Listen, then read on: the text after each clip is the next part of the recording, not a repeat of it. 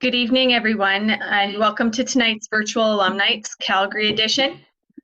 Just some housekeeping off the top. If everyone could please mute their mics. And to everyone has the best experience, we'd also suggest view. You can find that by hovering over the icon. It's going to be in the top right-hand corner of the screen.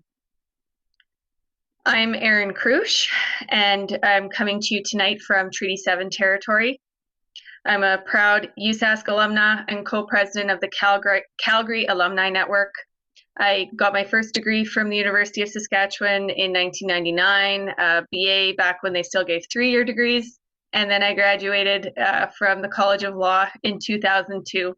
I've been living in Calgary since 2008, and I'm currently a senior strategist in the office of the mayor at the city of Calgary. And my name is Andrea Kozak. Oh, sorry, I heard an echo there. Oh, these video chats, we're getting used to them. I'm also a proud USask alumni and the co-president of the Calgary Alumni Network. 73 years in there. I studied at the College of Engineering, and I have a Bachelor of Science in Environmental Engineering in 2014. I'm currently working in municipal government at the town of High River in their engineering department. Erin and I will be your hosts for the evening. It's so great so many of you were able to attend. We have over 100 Calgary and area alumni from the University of Saskatchewan participating and registered tonight. I know you might be a little tired of online meetings at this point in the week, but we promise you this will be a highlight of your online life this week, and hopefully a bright spot in what have been some tough weeks during the pandemic. As we mentioned, Erin and I lead the official Calgary Alumni Network, a volunteer-driven group that offers networking and social events for alumni in the Calgary area, as well as a connection back to our favorite university, the University of Saskatchewan. Other members of this group include our Commerce grad and Vice President of Volunteers, Lorraine Fiddler, and Vice President of Events, Deidre Horn, who is also a Commerce grad. Perhaps you have been to some of our events in the past during Stampede or at a Husky hockey game. We hope to be able to do these things again together next year. What you may not know is that Calgary is home to more than 10,000 USask alumni. While we've traveled away from the USask campus, our roots still run deep with USask pride. Coming together like this reminds us of our USask connection, just how important university was in guiding our lives and careers. Tonight, we will take a sneak peek at the brand new USask Calgary Hub, and we'll hear from some prominent Calgary alumni doing some truly special things. I'll now turn it over to our Vice President, University Relations, Dr. Deborah Posega-Osborne. Deborah brings a wealth of experience to the University of Saskatchewan leadership team. Deborah earned her bachelor's degree in journalism from Michigan State University in 1979. After graduation, she was a journalist for 13 years before returning to her alma mater to serve in several senior university relations roles, earning her master's degree and PhD in American Studies during that time. In 2003, she became a partner and principal in a communications consulting firm, and then in 2007, joined the university relations team at the University of Alberta, where she served for almost a decade, including 7 years as vice president. A reversal of most of you here tonight, Deborah moved from Alberta to Saskatchewan in the fall of 2016, and now leads an energetic, talented, and innovative team of professionals focused on advancing the university through work with alumni, donors, community partners, and many other stakeholders. Deborah has led the Calgary Hub project since its inception and has been a great ambassador for this space. A physical space in Calgary has been a priority of the universities for many years. Being present in community spaces is important because it is another way to show the community USask is present and working hard to address the issues that matter to its community. Although we would all prefer to be together in person, we are thankful for technology and this platform that gives us the ability to gather virtually, share news, and celebrate one another and the good things that are happening all around us. It's a special treat to hear from Deborah tonight. Let's take a look. Good evening, everyone, and thank you for joining us tonight for this special event. I'm Deborah Posega-Osborne, Vice President, University Relations at the University of Saskatchewan, and I'm very excited to be speaking with you tonight about this ambitious new project the university has undertaken. Throughout my career in post-secondary institutions, I have found there is no other university in Canada with as strong a relationship with its communities and its alumni as the University of Saskatchewan. USask has alumni all over the world who have strong and lifelong bond with us. Our alumni have a unique, one-of-a-kind shared experience, attending classes, learning, and growing together on that beautiful USask campus. Today, those alumni all over the world are business owners, entrepreneurs, health professionals, teachers, researchers, artists, writers, engineers, and so much more. They're making a difference on a global scale and right here in Canada. You can be proud of all our alumni have accomplished. They truly are the backbone of this great university. And we want to connect with you as alumni, and we want to bring you back to the place that influenced so much of your life's direction. That's why we've undertaken this project right here in Calgary. Calgary has always been a hub of activity for USask alumni. It's home to the second largest number of USask alumni anywhere on the planet. The only place there's more of them is in Saskatoon. That means there are roughly 10,000 USask alumni living in this Calgary region. So we wanted to bring a little piece of the University of Saskatchewan back to these 10,000 alumni right here in Calgary. This beautiful new space, which we're calling the USask Calgary Hub, was created with the intention of uniting our friends, alumni, and community members in this region. And the success of the space really is predicated on how creative we can be together. There's a lot we can do and accomplish here. Here there are meeting rooms, gathering areas, landing spaces, all kinds of spaces that can be used to provide a variety of education, development, and relationship building opportunities and programming. The space is for you. If you are downtown and you're looking for a place to conduct business, you maybe want to gather with a few of your fellow alumni, or you simply want to sit down and get a few quiet minutes and maybe get a little work done, we invite you to visit us in this space. It also will be used as a formal gathering hub for our alumni to host events and our USask leaders and staff to conduct business when they are in Calgary. And, importantly, it will facilitate our ability to maintain, advance, and build new relationships with business and industry, with other institutions, anyone who is working and living and growing in this Calgary region. Most importantly, this beautiful, highly visible space was designed so you can be proud of your roots, and I encourage you to take advantage of all it has to offer. Now, as a testament of the times, we can't always be together physically. Sometimes we have to come together virtually, like we are tonight. But there will be a time when we can come together once again, and that's what this space is all about. Your University of Saskatchewan continues to be world-leading in some of the critical issues of our time: water research, sustainable food research, access to medical care. We have a firm commitment to indigenization and reconciliation.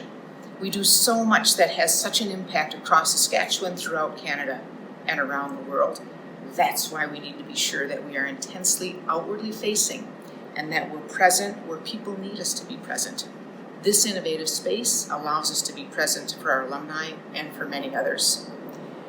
We promise to continue to listen, continue to learn, and to continue to ensure that we're staying connected with you.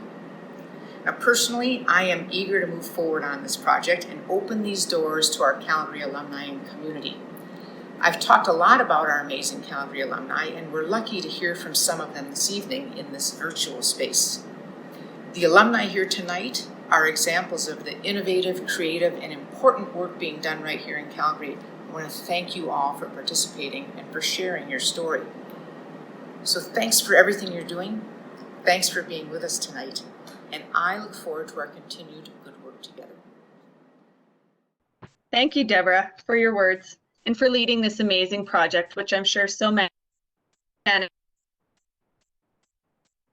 did have the opportunity to view it weeks ago, and it is truly a great space, and I'm excited to get back in there when we're allowed. It's now my pleasure to introduce you to our moderator and panelists for this evening's chat. Tonight, we'll hear from some inspiring alumni who are coming up with innovative solutions in their fields and having an impact. We'll also learn how their time at USask prepared them for their journeys.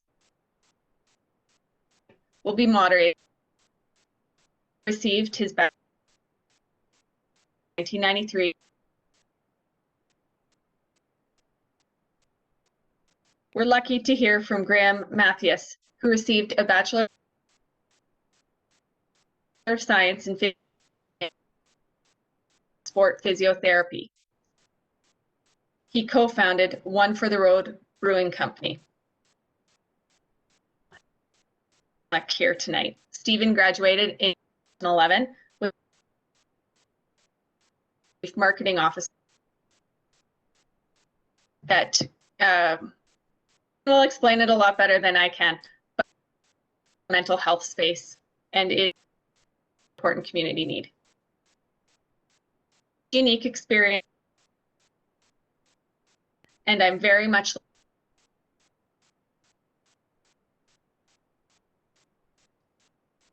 over to you, Terry. Thanks, Erin. My video's breaking up, so I hope everybody can hear me. I don't know if everybody else is having the same experience. Well, welcome to the Calgary version of Alumnights. This is, I'm so happy to have been asked to do this because as everybody on this call knows, U of S alumni are out there making a difference in our world. They're building products, they're building businesses that are making our communities all better.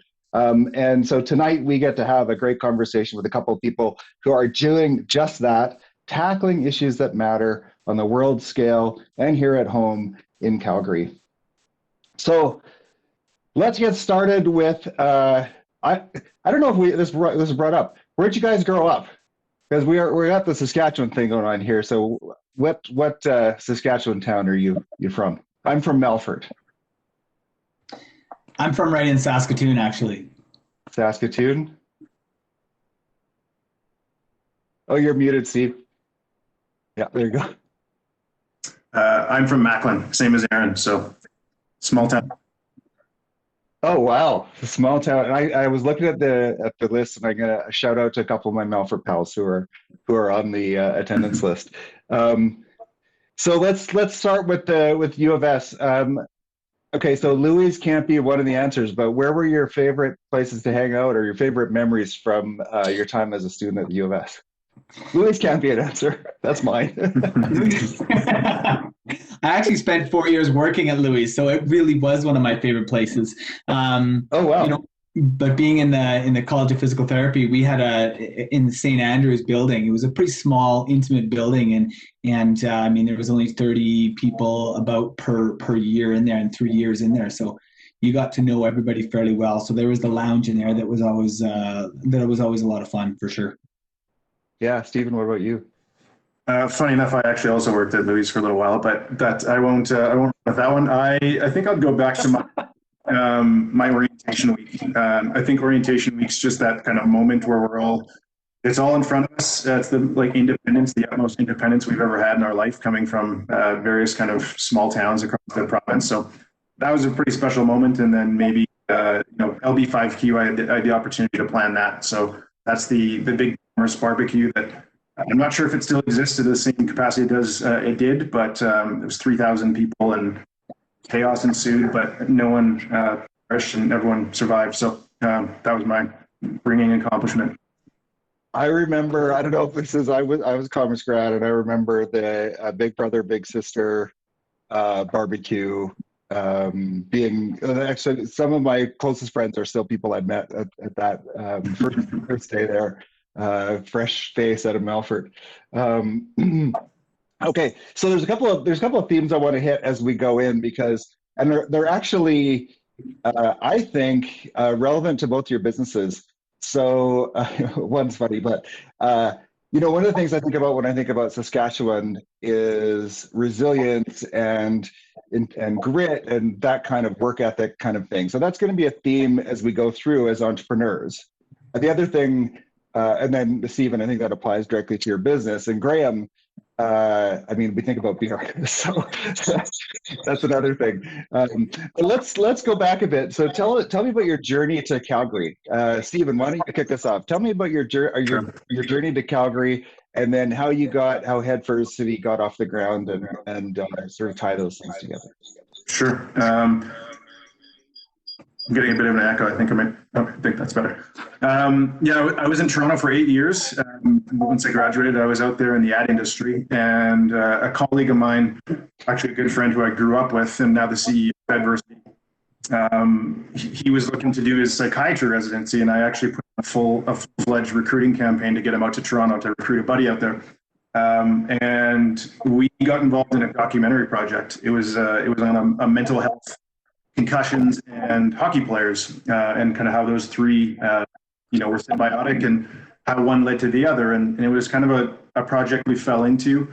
It was my gateway into mental health through Ryan and his psychiatry residency, and also my kind of entry point to entrepreneurship. We were doing that off the side of our desks on weekends and evenings. A project, again, we had no experience in, but we pulled together a team, and we sort of started to figure this out. Yeah.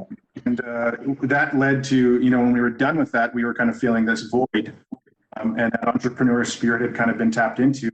So we met a digital learning specialist, kind of the final founder of our team, who, when we were looking at sort of mental health and where we could take things, we looked at the workplace as ground zero. It was a fundamental issue that we saw, and a few of us had actually lived experiences where we didn't have bouts with mental health before, but we're running up against things like burnout and stress. So that actually led to us just exploring the market a little bit deeper and finding some fundamental problems, such as we felt like there was a cultural challenge in the workplace with mental health, where it really assimilates it to mental illness. So we felt like there was a lot of supports in the workplace that built for the people who were raising their hand and saying, I'm sick. I'm going to face disability. That's about a 10% sort of employee population. The other 90%, we didn't feel like we're being managed and looked after, and that's the everyday implications of mental health. So there was a stat recently that said, 78% of people through COVID-19 have had their mental health negatively impacted, and that's a staggering statistic that speaks to the sort of every person, everyday implications of this. So when we created our program, we created our solution, it was very much for the other 90% and for everyone sort of on an everyday basis, putting skills into people's hands. So that's how Adversity came to be. And then when a few of us were in Toronto, a couple of the medical leads we had in our company were based in Calgary at that time. So cheaper real estate, among one of the reasons. Just dramatically higher quality of life too. That's right. Yeah. That's awesome. So, and then when did you actually make the move? A couple of years ago? Is that what last summer? Last summer. Okay. And so it's been a whirlwind of a year. I'm trying to tell my wife this is not what normal life is like in Calgary, but we are rolling with the punches here like everyone else did. Definitely not. And if you like the great outdoors, though, I mean, it's amazing. It's a good way to not get COVID and enjoy what Calgary has. Graham, give us a rundown on your path to here and the story behind your business. Yeah, mine's a lot more pathetic, honestly. I mean, I honestly just chased a girl out here. My wife now, my girlfriend at the time, moved out. She graduated in '98 from the College of Pharmacy at U of S, and she wanted to move on to Calgary to try the bigger city. And so I literally, never intending to move away from Saskatoon, just followed her, and even then not anticipating that we'd stick around, and it was something we'd make long term. It was a scenario where I started a physiotherapy clinic, and after working for a few years, started my own clinic. And then the route started growing. And after operating and owning a couple, 2 or 3 different clinics, I got to a scenario, and that had its own challenges, and that was great. It was a fantastic business opportunity for me to do, and something that an industry I really enjoyed. And then it kind of afforded me a little bit of a time to explore different areas. And I'm a big fan of beer, but I stopped drinking about 14 years ago. So a couple of years ago, I started thinking about how much I was missing the opportunity to have to enjoy all this boom in the craft beer industry. So I just went ahead, and a friend of mine and myself started a non-alcoholic craft beer company, the first in Western Canada, and it's been an exciting year and a half since that's opened, or not quite a year and a half, but it's been a fun little expansion for sure. So I've been enjoying that, and seeing how things can grow. That's amazing. So for a couple of years, I was the executive director of the Alberta Small Brewers Association, and was there doing policy advocacy and stuff while the industry took off. And now it's great to see the lower alcohol beers coming in, because I just do a 1-in-1, and I can anyway. It works out well for me to do that. Okay, here's a line you can use. I went from U of S to Texas Tech University, and one of my professors, I did my PhD there. One of my professors had this giant belt buckle that said, "I wasn't born in Texas, but I got here as fast as I could."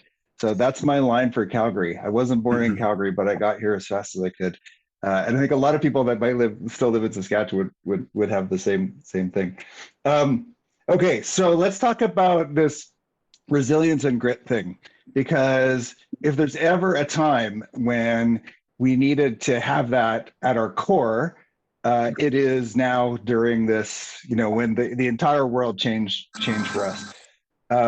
So what's it like? And I'll just say that I really do believe there is something to that prairie grit that people have, that is kind of cliche, but actually I think we get a bit of it growing up in that environment. So what's it like? What's your journey been like since we've been in this in the 2020 generally, or the last couple of years, but then now under the current state?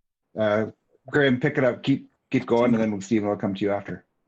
Yeah, I mean, I guess I look at it from 2 different ways. I still own 2 different physiotherapy clinics, and certainly the shutdown was impactful for that. We were shut down for about 9 weeks completely, and now we've opened with a certain number of restrictions. So it's been an interesting time for us, for sure. I think a value in how I ran those clinics of bringing good people, and you're going to have a good business, has been the most beneficial thing to me, because the people that I have are good people. They mean well, they work hard, and they, as a result, build the clinics that we have, and therefore there's resiliency within there.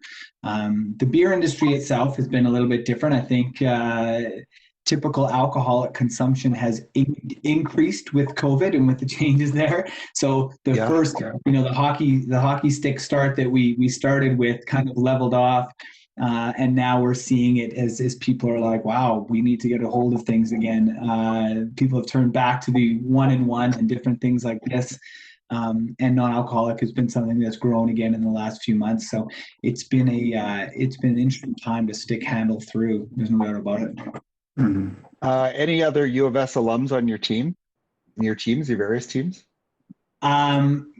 my physiotherapy clinic does have some other U of S alumni, and we've, in fact, I think over the past 20 years of owning clinics in Calgary, I believe I've employed about a dozen U of S physio grads, and yeah, that's been a nice thing. And I've only had one job interview in my life, in fact, and it was the first job I had coming here, and it was from a U of S alumni. And I believe we spent about 20 minutes talking about the U of S, and then I think his words were, "Well, I love U of S grads, so when can you start?" And that was it. Right? Yeah. And so now the only interview I've ever had in my life was the easiest. Yeah. And that interview is now going to happen in the Hub in downtown Calgary. There you go. Right. Stephen, how about you? What's the journey been like in your, I mean, it sounds very interesting. You guys are still pretty fresh as a tech startup. Yeah, it is. We've been, as I said, I've only been out in a year. Our company's been around for a couple of years, but our platform's only been on the market for just over a year now.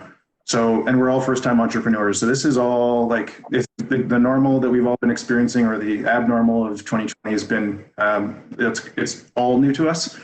And then as Graham said, that, what it really factors by industry, like ours being, mental health. I think every organization can understand sort of the implications that the employee base has been experiencing, and just what this market, this city's been going through. We feel that, us being a technology solution, and everything is kind of shifted to technology. We've benefited from that because of our solution was sort of built in that forward-facing 2 years maybe down the road is where we anticipate kind of when everything would catch up. That's where we were sort of at. And then that runway vanished in front of us. And it was at our doorstep in April. So we've experienced a ton of growth as a result of this. There's a lot of need, and thankfully organizations in this market in Canada and the US are seeing that it's a time to invest in your people now, despite hard economic times. That hasn't changed. And in fact, if mental health wasn't seen as sort of a prominent business item before, it is now. We've been talking about things that are having departments, and we'll have a wellness committee and several sort of tiers of employees under the wellness specialty in the organization. So it's changing. There's a lot of demand. So it's been fast for us, but we're fortunate, and we will never complain about that. Is there something about the virtual environment that makes some of that tougher? Because I know I lead a team of about 25, 30 people. And the hardest thing for me as the leader of the group is really not having that sort of person-to-person feedback about how people are doing. And you just don't get the vibe of how that's happening. Are you seeing that as part of this challenge? We have to recreate it. We've gone to great lengths, actually, our company, of sort of, because we're both talking to clients that are out of market and or local clients that we obviously can't be physical in person with. And, a lot of the sort of, in our market, there is a lot of thought leadership needed. There's a lot of, what do we do when this happens? What do we do when this happens? There's a lot of HR departments that are just, searching for answers. So there's a lot of consultation that's involved, and that has to come over virtual. But what we've done is create a bit of a studio setup where it's, it feels a little bit more close to us. So we've been able to recreate that, but there is always going to be that element of in person with mental health that it's irreplaceable, and I don't think it ever will be. But the virtual setting is, for the meantime, I think it's been going okay for that. Yeah, Graham, how's your team's been going through this stuff? It's interesting. We have a bit of a unique environment at the physio clinics because it is such a physical environment, such an intimate environment, right? It's a lot of one-on-one and hands-on. We do a lot of orthopedic and musculoskeletal manual therapy. So from that side of things, I think it's filling a need and filling a void in a lot of people's lives, right? It's an atypical environment now compared to a lot of places. And so, I always kind of say, if you enjoy physio, your physio is probably not very good. But the reality is that aspect of it, that in-person part of it, is really quite nice, and I think people are enjoying it. from the beer side of things, it's changed things, right? It's a lot harder to get in to talk to people from a sales perspective and everything else. So there's a lot more of information flowing different ways. I think everybody understands that challenge, and it's certainly something we can work around. From a health perspective, as Steve talks about, though, you certainly see the implications when you talk to people, and especially as a physiotherapist, when you're in a treatment room with somebody, and it's always very interesting how much information comes out and how free people are to talk about themselves and their health and it's certainly been an impactful time. And I think that extra attention that Steve talks about to people's wellness is well deserved and certainly needed. Yeah. I'm thinking about this story here of not only, so what a lot of what we do at Platform is work with founders of tech companies, try to support them. I'm wondering about your own support networks as entrepreneurs. So Graham, you're officially now a serial entrepreneur, and Stephen, you're just getting into the game here. But so what's the support network like for you as you go through, making risky decisions, putting it on the line? How's that coming? And then I guess the follow-on question for me is, are you drawing from your U of S alumni network? Because I know my story is very much about my U of S alumni network is my circle of support when I'm taking on new things. Mm-hmm. It's interesting being an entrepreneur and being in some of that business. I'm on my own, and you do feel somewhat isolated at some points.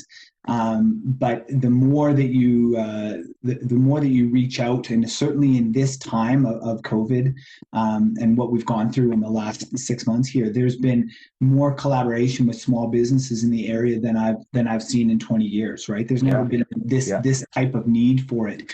But it's been very reassuring and really nice that's been the case. Now, with us, it's very geographically located, so it's not necessarily U of S alumni that I'm leaning on. Yeah. But it has been a scenario where I think small business people are in support of each other, right?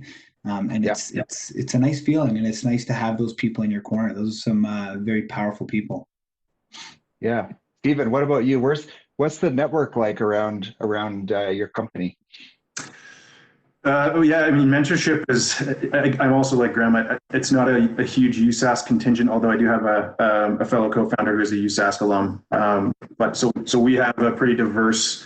We were very intentional about that when we set out and did it, because we have a lack of experience on the entrepreneurship side behind us.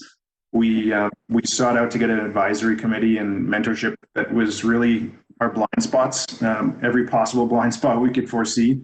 We had a lot of kind of closed door information sessions before we took that huge leap of risk, and just to pressure test things where we had a pretty good instincts about it, and we had a well-rounded founding team, but we needed to make sure that the mentorship was solid. We had people that we trusted, and so that extends to Toronto, extends now a really big group in Calgary. We've been fortunate to get excellent, mentorship so far. So that's helped us to mitigate some of that risk that you talk about with entrepreneurship.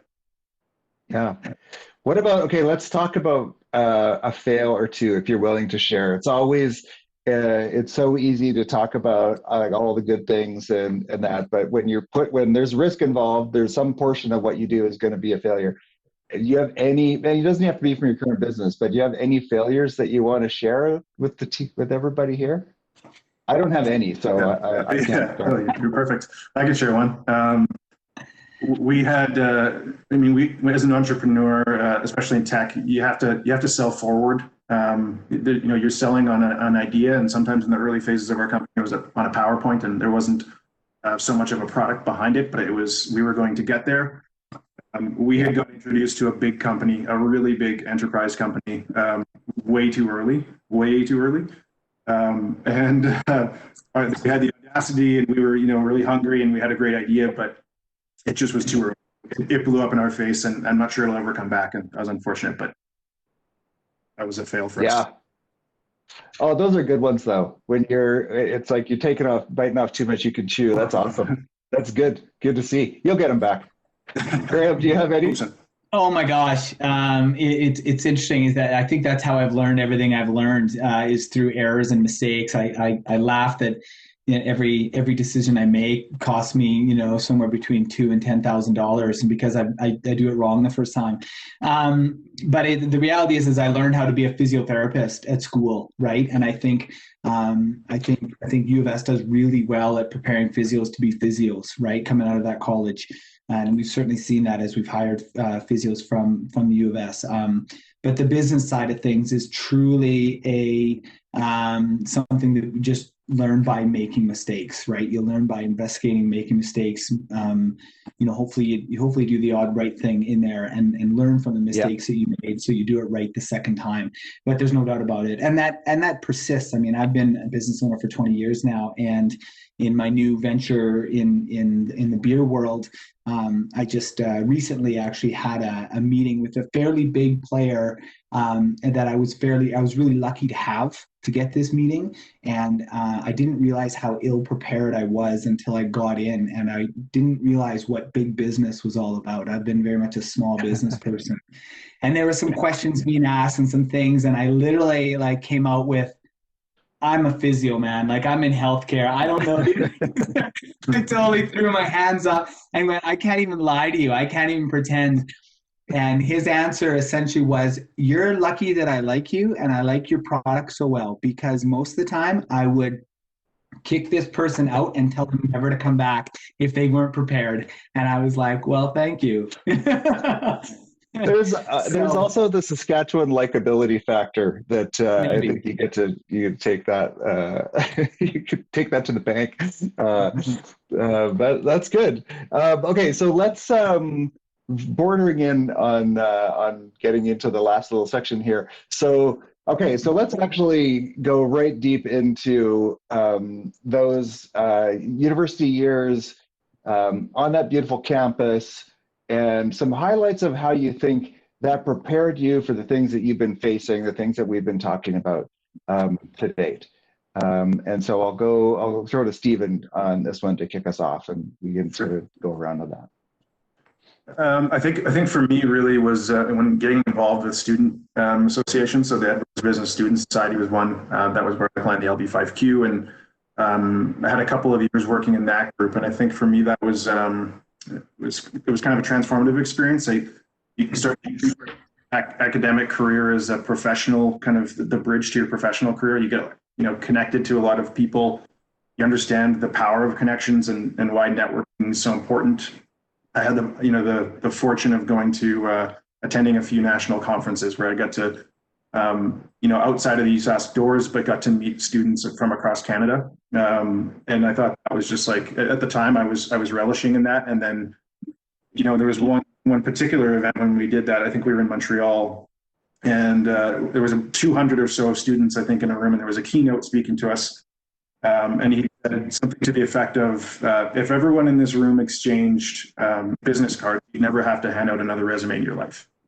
And I think for me that really resonated. And as I look back, it only gets more true by the day of people and what they've gone on to do. And just in principle of that is why relationships are so important. I think in Saskatchewan, and being from Saskatchewan, we can empathize and relate to that. That relationships are critical no matter where. And I think that extended to the USask experience and has carried with me through kind of my career now too.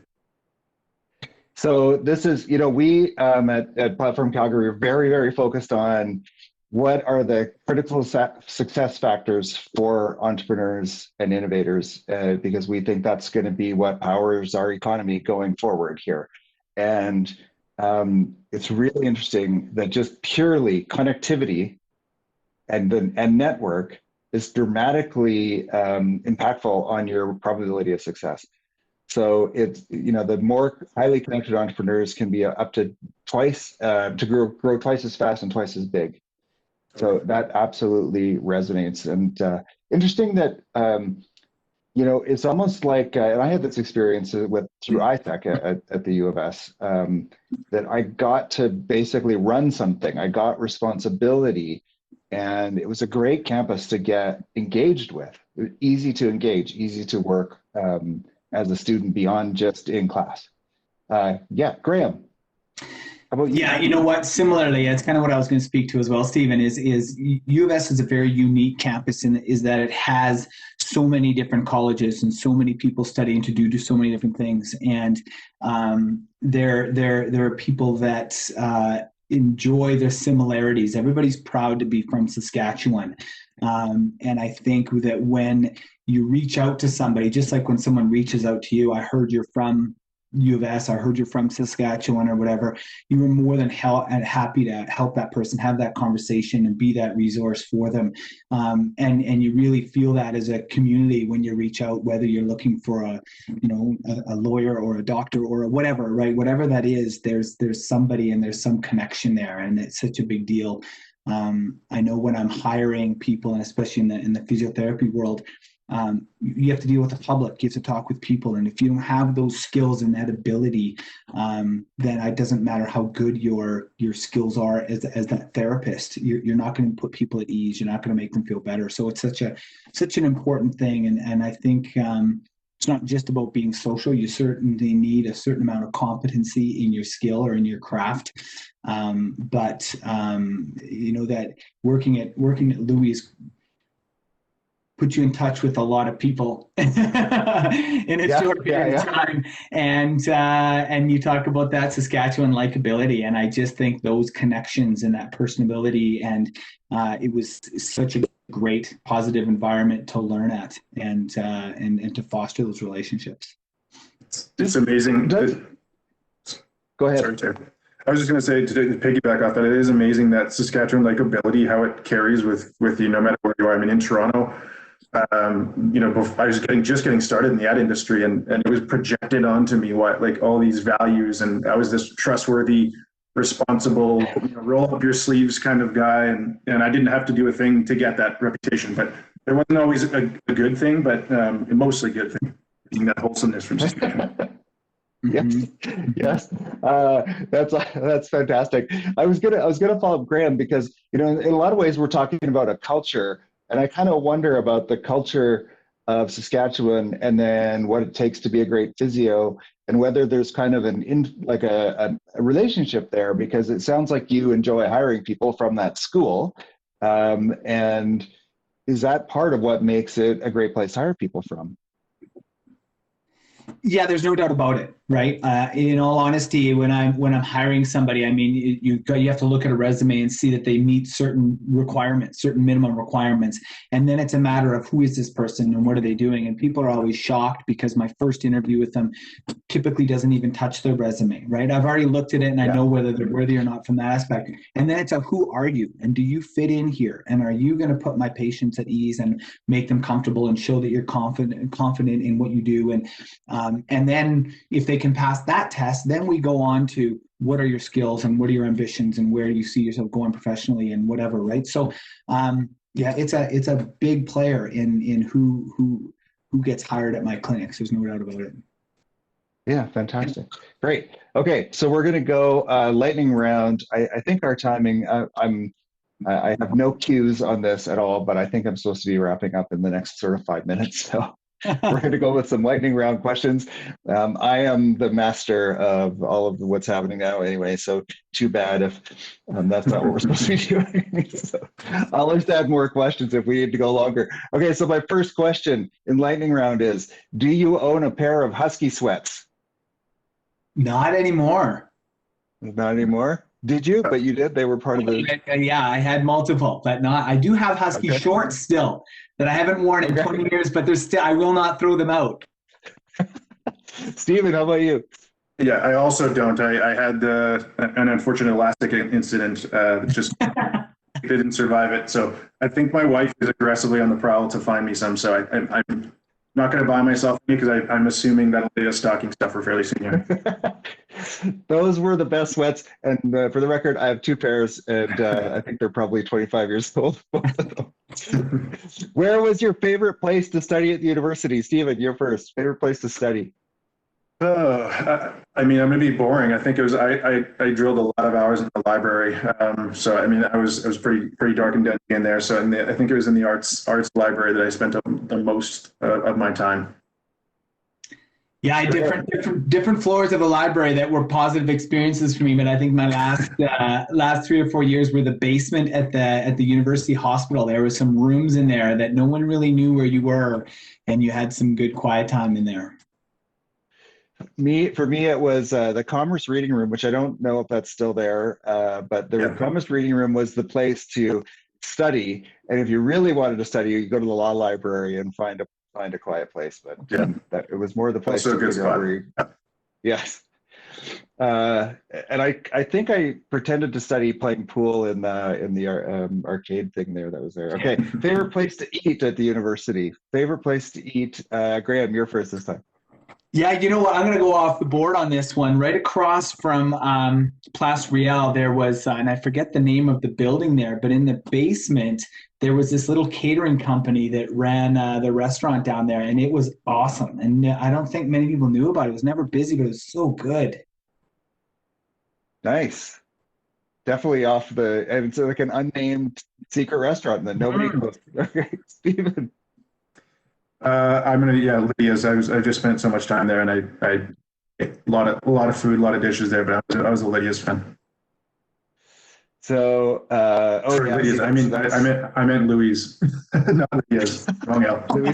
Lydia's good too. Lydia's came after my time, but I'm going with Marvelous Muffins. In back here, that tells you how old I am.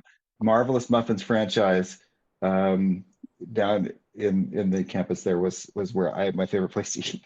Favorite professor or class at university, Stephen? You're gonna put me on. I have to think of his name. You might want to go to Graham first. Okay, well, this is an easy. This is going to be me. I have two favorites. Okay. One was my first year chemistry prof, Dr. Catton. He was great. He was just like the nicest, put you at ease as a first year student.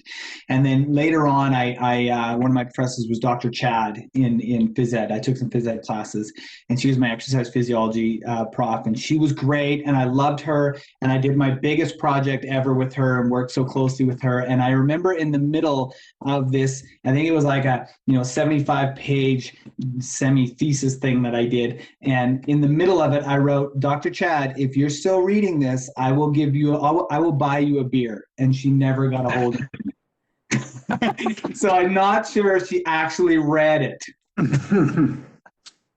We're all saying no. It's probably too long. I was a prof and for a couple of years, and I could tell you that there are many papers that I got that I wouldn't have gotten to. Stephen. So Stormy Williams was mine. He had an integrated marketing class, and he called it the bullshit gun. And he used to shoot us when we were at the front of the room and we were giving a presentation, and it was veering into territory that he would call BS. So it was alarming when you got shot, but it was so humorous and it was amazing. That's amazing. I have a marketing undergrad, and Dr. Farouk Saleh was one of my favorite profs, and he did some really cool things that were sort of outside the. He started a marketing a master's in marketing science that actually led to me doing my PhD, because I fell in love and moved to Texas and had to, but I got the bug to continue to pursue education because of him. Okay, so we got a beer guy on here. What brand of beer did you drink when you were a student, and why? Yeah, with Big Rock was really prominent at Louis when I was there. So I used to drink Big Rock Warthog or Traditional. That was kind of my go-to. And I would usually start it probably about somewhere halfway when my shift was half done is when I would start drinking it, right? Just head to the back room. And so by 3 or 4 in the morning when we were done playing pool, I'd had my fair share for sure. Good days at Louis. Yes. Stephen? Yeah, I had the fortune of working for Molson for a year, so mine's going to be pretty off the shelf, but actually a good friend of mine. So for 2 years, we had a pretty much an open access to any Molson product. So it was great as a student. It saved some wallet time for us, but we also I would say Pilsner. It was the beer of choice, just in Saskatchewan. It's so Saskatchewan. Yeah, I know. Great Western as well. That one. Yeah, I was teeing that up, and so for me it was Labatt Blue because the Blue Room was the thing. That's where you did all the stuff, and that's who gave us all the free beer. So that then concluding on what beer did you drink? I believe I'm handing it now back over to Aaron, and I just want to say thank everybody, thank you guys for this conversation. I learned a lot. Look forward to connecting with you around town in Calgary. Absolutely. Cheers. Thanks. What a great conversation. I was reminded this weekend when we were painting my daughter's room, and she came out in paint of husky shorts that had the paw prints. And my husband had to go make her change because they don't make those anymore. And he's like, these are collector items now, so you need to go put those away. So we're trying to pass down the tradition. Thank you, Terry, for doing such a great job, and Stephen for sharing their stories. And it hasn't been mentioned yet, but I know I picked up my 4-pack of Stone Sofa Kolsch. There's a list on our website, one for the road. Get out and go pick. I appreciated the fact that I did. It was a good decision. And if you want to learn more about what Steve and the team at Headversity workplace, you can visit them. And if you've been, I know not as many people are, but if you have been, you'll notice a building going up across the street from you.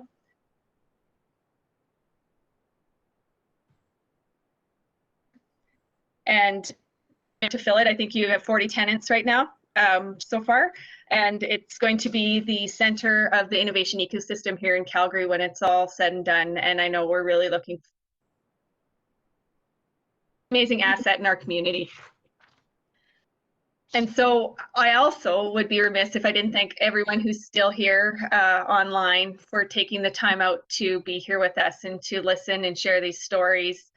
Being virtual might be challenging, and we certainly had our share of challenges tonight, but the silver line is it allows us to come together a lot easier. No matter where we find ourselves, we're able to connect. And hopefully next time it will be in person.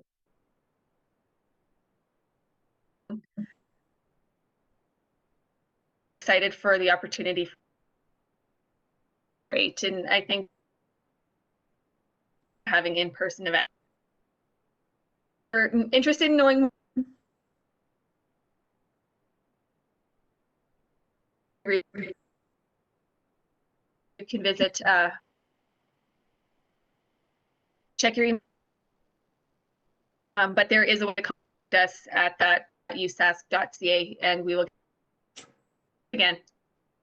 So, I mean, we could keep talking. I don't know how this works anymore, but bye everybody. Have fun. Guys, had a lot of fun. Thanks very much. I appreciate it.